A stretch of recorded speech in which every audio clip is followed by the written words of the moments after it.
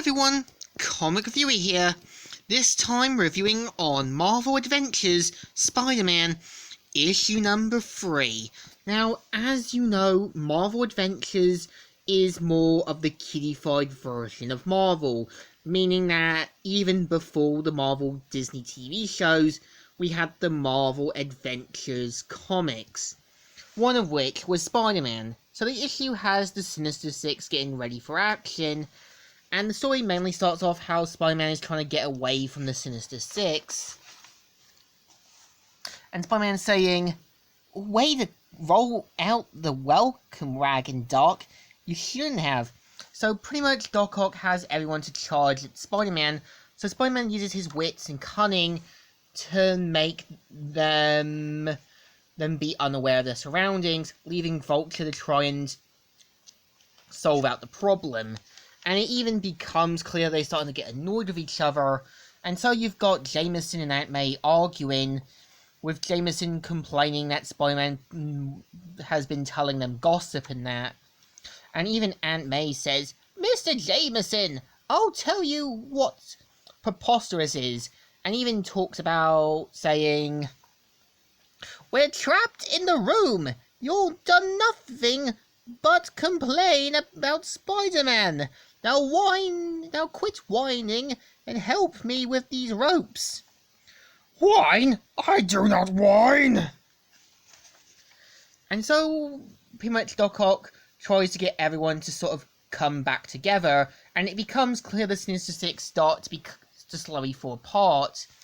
And so they talk about going in different directions to find him. When Spider-Man slowly gets his powers back, he starts to see holograms of Mysterio and starts to get beaten down, but quickly realizes that he needs to find an advantage, which he destroys the special device, which he quickly finds the real Mysterio and takes him out. And soon Kraven looks around and Mysterio is defeated, so Kraven gets his Jaguar to go after Spider-Man and traps him in a box and says, "My powers are useless. Nothing against me. You're trapped." And so he manages to sort of tie up Kraven and slowly gets his powers back. So pretty much Jameson and Aunt May have to work together and tries to get his phone back, and even finds out that there's no reception. And even Aunt May talks about his manners, and how, despite Doc Ock being a villain, did show some respect and class. And so Electro shows up, saying, "Shocking, isn't it? You don't know the half of it." And so tries to shock him down, leaving Sandman to try and take over. And this is the moment they both get into an argument, how Sandman has him now, but Electro stupidly electrifies him, turning him into glass and breaking him apart. So of course Spider-Man traps him in the corner and pretty much shocks down Electro by spraying water at him. So Vulture tries to solve out the problem with him saying, "Your carcass is mine!" And so Spider-Man quickly jumps up on him, webs his eyes, and quickly takes out the Vulture, with Spider-Man saying, "So long, Vulture. Thanks for the frequent flyer miles." And so Doc Ock finds out that the Sinister Six have failed, and that he goes to try and take care of Aunt May and Jameson himself, and wraps them up in his tentacles as soon as they try to escape.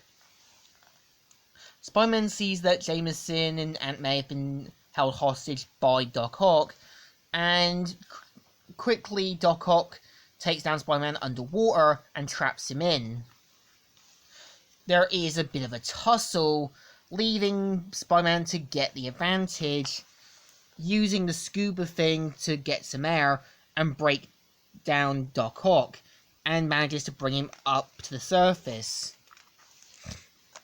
And after this, the Sinister Six are taken into custody, with Jameson blaming Spider-Man for what's happened, and Aunt May knowing that Jameson got Peter fired and that, and now sees what Jameson's like.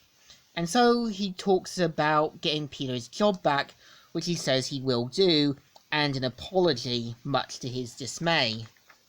So Peter shows up to see how Aunt May is, but Aunt May was worried about Peter when she found out he wasn't in school, and that he wasn't basically telling him that he lost his job.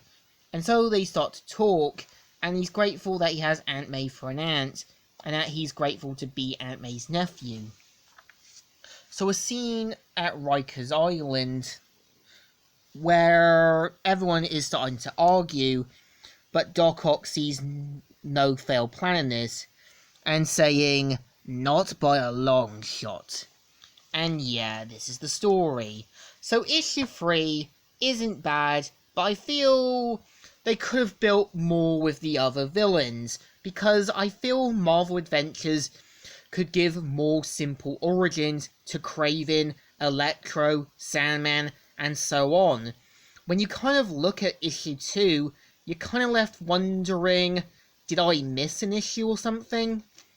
Again, I feel at least with Spider-Man Chapter 1, and at least with mainly other Spider-Man comics, they do tend to explore the origins a bit better. So this issue deserves a thumbs in the middle. And I would say the first 3 issues aren't too bad. Again, issue 1 isn't afraid to tell the origin of Uncle Ben's death, but the other 2 issues do feel a bit rushed, bringing in the villains too quickly. So the other 2 issues deserve a thumbs in the middle. Not the best, not the greatest first 3 issues, but alright. So, Comic Reviewer here, signing out.